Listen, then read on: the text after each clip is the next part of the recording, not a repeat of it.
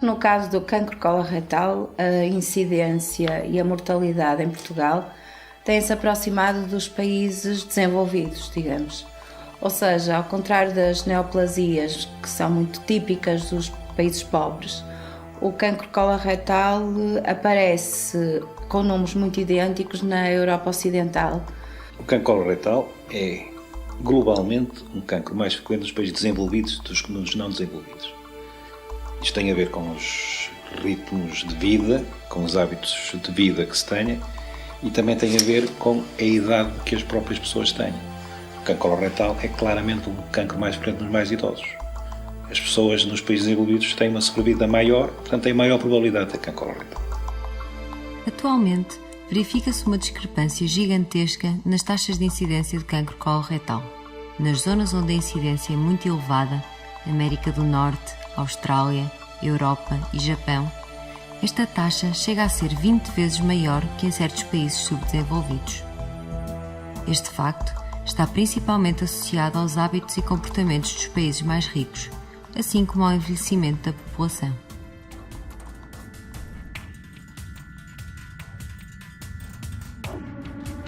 São considerados os fatores de risco desta doença o tabaco, o consumo de álcool, a história pessoal e familiar de cancro, a idade, o sedentarismo, a obesidade e uma dieta muito calórica, pobre em fibras, frutas e vegetais, pelo que é fundamental que cada um os conheça, monitorize e controle. Um fator de risco é um fator que eleva a possibilidade daquela pessoa desenvolver a doença. No fundo, é uma predisposição aumentada para o aparecimento de uma doença e não propriamente a determinação de uma doença. Portanto, ter fator de risco quer dizer que tem uma probabilidade maior de poder vir a ter uma doença e, de uma maneira geral, posso dizer que, de facto, na população ocidental, as pessoas que chegam a 80 anos, 7 em cada 100 pessoas vão ter um cancro coloretal. Dentro destas, é evidente que as que vão ser mais...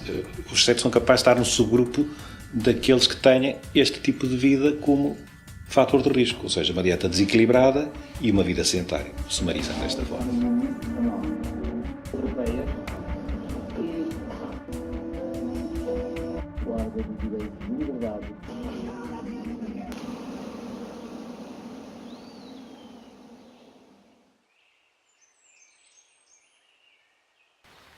A prática de exercício físico, 2 ou mais vezes por semana, combate a obesidade e, consequentemente, diminui o risco de cancro coloretal.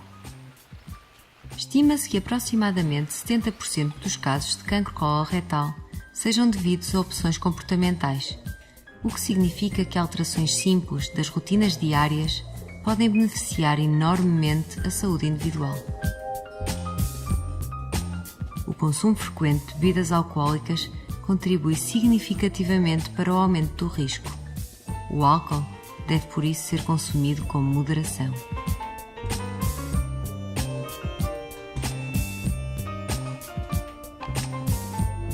A alimentação tem também um papel fundamental na prevenção do cancro coloretal. Deve evitar uma alimentação baseada em carnes vermelhas e rica em gorduras muito calóricas e optar por uma alimentação mais variada e equilibrada, rica em vegetais, fibras e frutas frescas.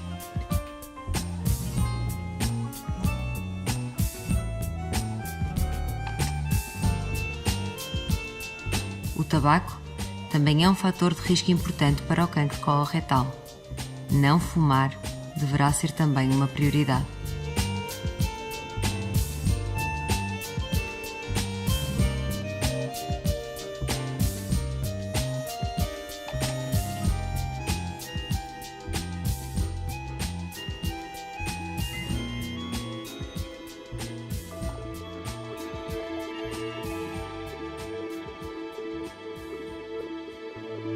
O cólon e o reto fazem parte da porção final do intestino, a que normalmente se chama intestino grosso, e têm como principais funções a absorção de água dos produtos da digestão e a formação e expulsão das fezes.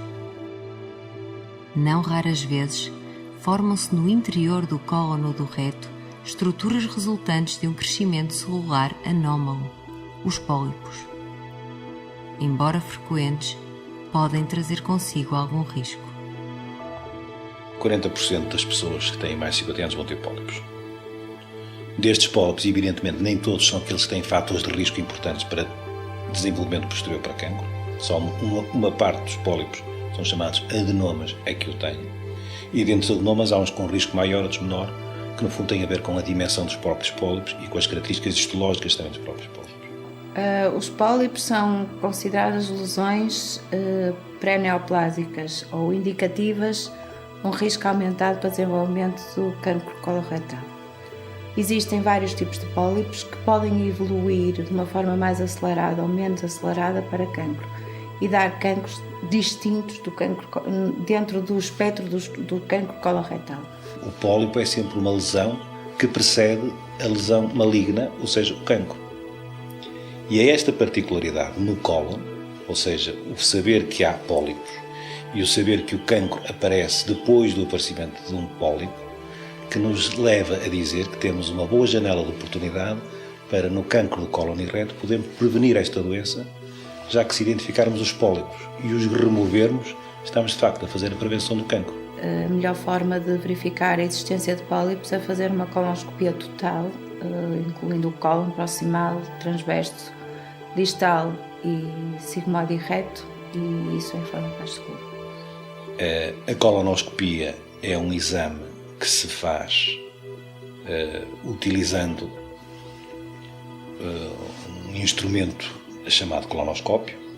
O colonoscópio é um instrumento flexível que tem capacidade de observar mediante a colheita de imagem por uma videocâmara e também tem capacidade de instrumentação, ou seja, é possível através deste aparelho utilizarmos alguns acessórios que permitem, ao detectar um pólipo, removê-lo e, portanto, fazer a tal polipectomia, a tal prevenção do cancro removendo os pólipos.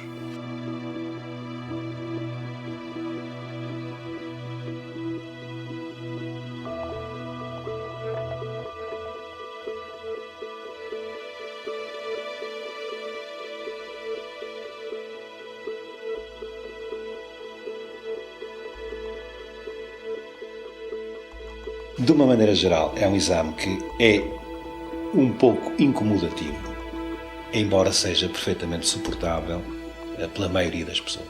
Porque neste momento a maioria das colonoscopias em vários centros hospitalares são após sedação, portanto a pessoa nem sequer sente, nem tem sequer a noção do incómodo que o exame lhe causa. E esta é claramente a forma mais inteligente de fazer a prevenção do cancro. Fazer colonoscopia, detectar pólipos, detectado o pólipo, fazer a remoção do pólipo por via endoscópica.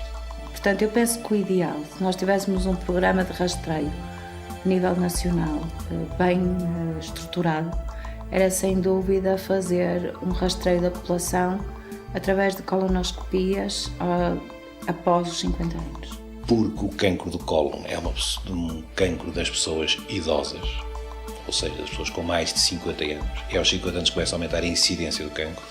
O que se recomenda hoje em dia é que, na ausência de doenças familiares, ou seja, que façam pressupor que possa haver doença hereditária, o primeiro exame deverá ser feito por volta dos 55 anos.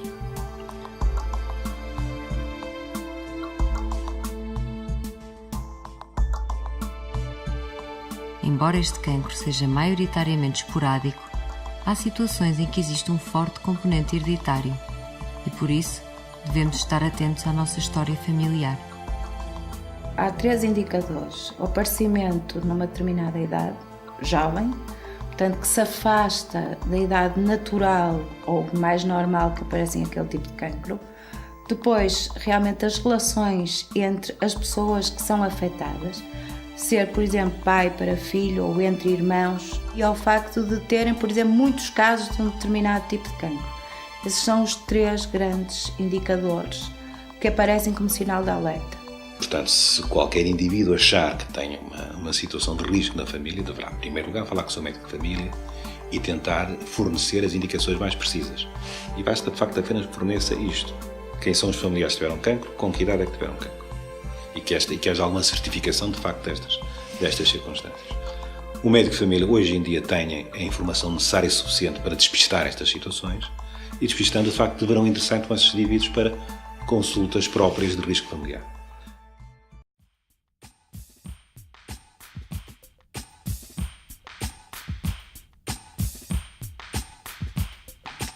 Na eventualidade de desenvolvimento de cancro, certos sinais e sintomas merecem a nossa inteira atenção. Esses sinais incluem a sensação de que o intestino não esvazia totalmente, alterações acentuadas e injustificadas dos hábitos intestinais, mas principalmente alterações da cor das fezes, quer para vermelho vivo, quer muito escuras. Relatar imediatamente estes sinais ao médico é fundamental para o diagnóstico precoce. A eficácia terapêutica depende sempre do momento do diagnóstico. Quanto mais precoce ou quanto mais cedo se diagnosticar a doença, mais possibilidades terapêuticas nós temos de sucesso. Portanto, se detectarmos um pólipo e o removermos de forma endoscópica, o sucesso do tratamento é de 100%, a sobrevida é 100% e não há cirurgia, há apenas uma remoção endoscópica. E, portanto, a vantagem é esta, é que remover um adenoma, estamos de facto a prevenir o aparecimento de um cancro e a impedir que de facto esse cancro se desenvolva e, portanto, a proporcionar para quem tiver um adenoma e uma polipectomia tem uma sobrevida de 100% em relação a esta situação. Se esse pólipo existir e não for removido, passado 10 anos, 10 a 15 anos, vai desenvolver-se, vai evoluir para um carcinoma. Nessa altura, obviamente, vai dar sintomas. O diagnóstico, mais cedo ou mais tarde, vai ser feito. E o que vai acontecer é que a probabilidade de cura vai reduzir drasticamente.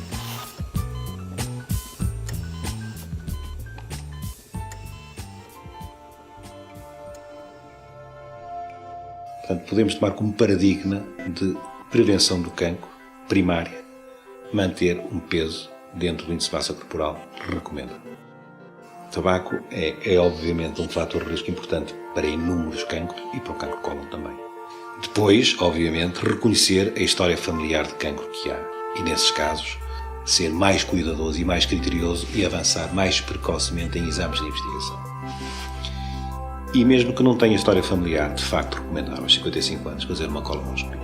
E se em absoluto pudéssemos identificar todos os pólipos que fossem aparecer e os removermos todos, podíamos de alguma forma dizer que estávamos de facto a fazer como uma espécie de vacina contra o cancro, porque erradicaríamos o cancro desta forma. Eu vou dizer a mim mesma, está bem? É assim, come menos, faz ginástica, não passes tanto tempo sentada atrás de um computador, mexe-te, tem uma vida mais saudável e aos 50 anos não te esqueças de ir fazer uma colonoscopia.